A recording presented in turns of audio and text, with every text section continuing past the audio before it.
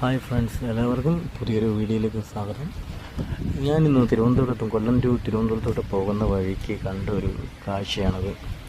അടിപൊളിയായിട്ട് മീൻ പിടിക്കാൻ പറ്റുന്ന ഒരു സ്പോട്ട്. നമ്മൾ പിന്നെ മീൻപിടുത്തം ആകെ ഇഷ്ടപ്പെടുന്ന ഒരു വ്യക്തിയായതുകൊണ്ട് ഇത് എല്ലാവരെയും ഒന്ന് പരിചയപ്പെടുത്താമെന്ന് വിചാരിച്ചാണ് ഞാൻ ഈ വീഡിയോ എടുക്കുന്നത്. ഇത് നമ്മുടെ കൊല്ലം ജില്ലയിലെ പരവൂർ പൊഴിക്കര എന്ന് പറയുന്ന അതിമനോഹരമായൊരു സ്ഥലമാണ് കേട്ടോ.